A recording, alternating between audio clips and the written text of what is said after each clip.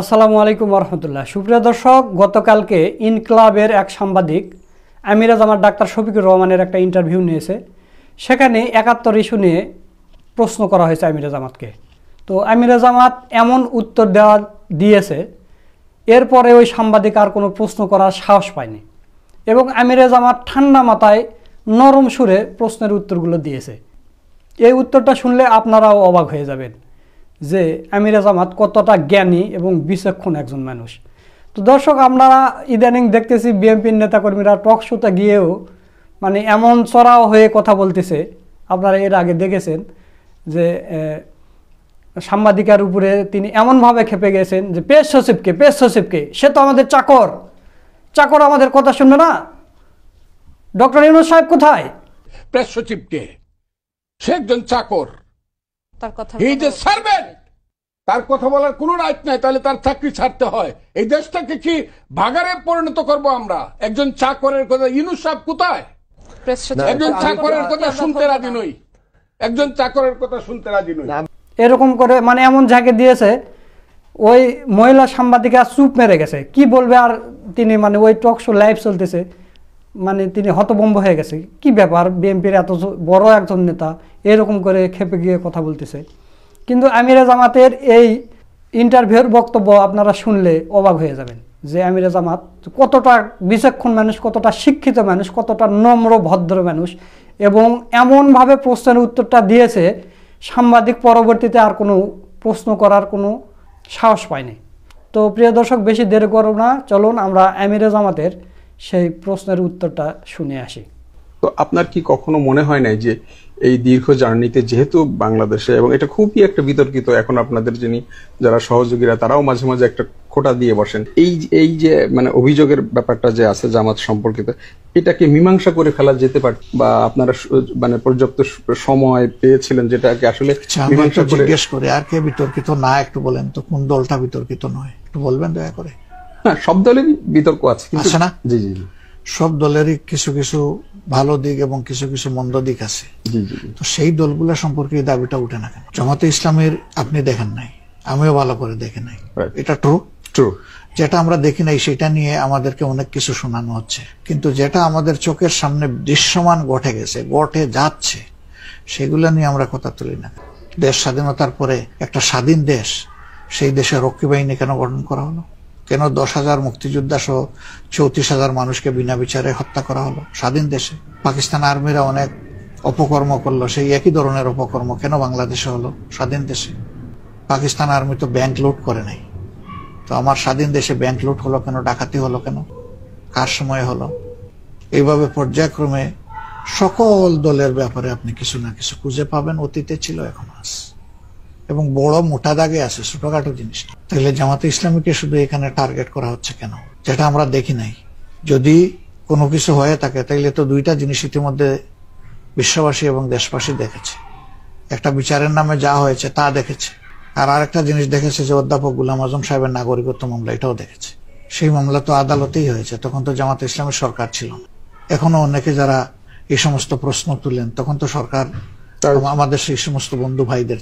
তো সেই সরকারের আমলেই প্রতিষ্ঠিত বিচারের মাধ্যমে তিনি তো তার বিরুদ্ধে আনিত সকল অভিযোগে নির্দোষ প্রমাণিত হয়ে তিনি তার নাগরিকত্ব পেয়েছিলেন, যেটা অন্যায়ভাবে হরণ করা হয়। কিন্তু তিনি সেই নাগরিকত্ব ফিরে পাওয়ার পরে বায়তুল মুকাররম উত্তর গেটে এসে জনগণকে অ্যাড্রেস করেছিলেন এবং 71 নিয়ে তিনি দায় নিয়ে কথা বলেছিলেন। তার চাইতে কি আমি বড় নেতা নাকি? তিনি সেই সময়ের আমির ছিলেন। তিনি বললে যদি এটার মীমাংসা না হয়ে থাকে, তাহলে শফিকুর রহমান বললে মীমাংসা কেমনে হবে আমাকে একটু বলেন। What is the way? তাহলে বিষয় এটা নয় তুই আমার পানি গুলা করেছিস না, তো আমি তো ওই ঘাটে জীবনেই যাই নাই, তাইলে তোর মা গুলা করেছে, অতএব শাস্তি তোকে পেতে হবে। যুক্তিতে যখন টিকলো না, তখন একটা কিছু দাঁড় করাতে হবে। যারা আমাদেরকে এই সমস্ত সমালোচনা করেন, তারা কি আমাদের সাথে রাজনীতি করেন নাই? এক প্লেটে খাওয়া দাওয়া করেন নাই? এক টেবিলে বসেন নাই? এবং কারো সাথে আমরা কি সরকারে কাউকে নিঃশর্ত সমর্থন দিয়ে আমরা কি সহযোগিতা করি নাই সরকার গঠনে? তো তখন বলতেন যে তোমরা যুদ্ধ অপরাধী, তোমরা 71-এর এই সেই, তোমাদের বুটের, তোমাদের সমর্থনের আমাদের দরকার নাই, আমরা কোনো নাপাক সমর্থন নিব না। সেটা কি কেউ করেছেন?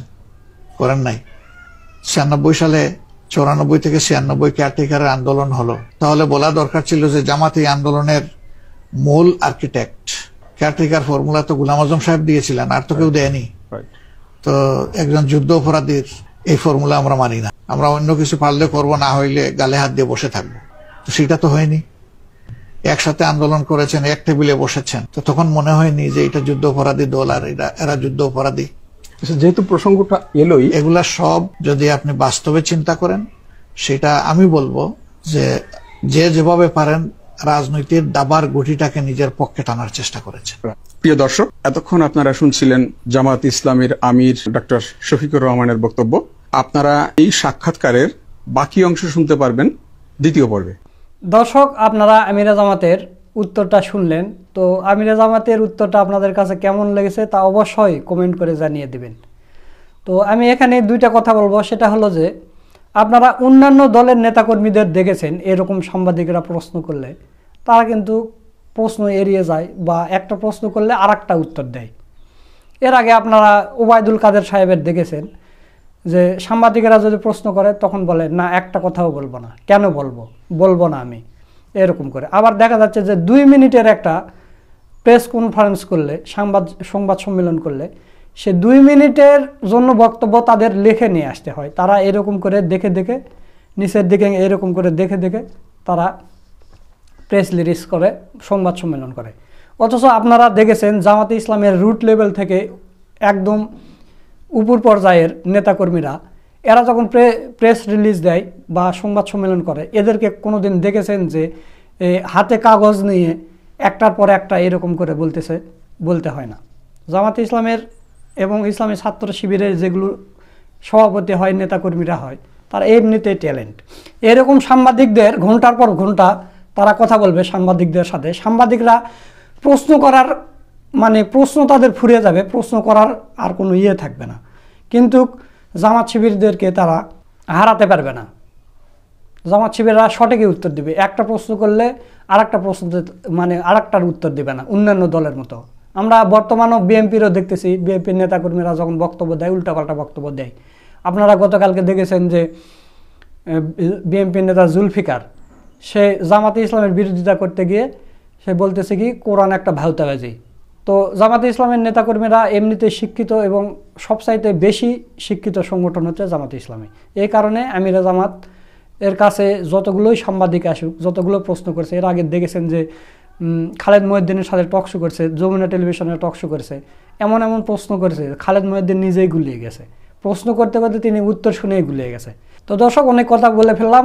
আজকের ভিডিও এখানে শেষ করছি। ভিডিওটা যদি ভালো লাগে অবশ্যই বেশি বেশি করে শেয়ার করবেন, লাইক করবেন। নিত্য নতুন জামাত শিবিরের এরকম ভিডিও পেতে আমাদের চ্যানেলটা সাবস্ক্রাইব করে রাখবেন। আজকের ভিডিও এই পর্যন্তই। সকলকে ধন্যবাদ। আসসালামু আলাইকুম ওয়া রাহমাতুল্লাহ।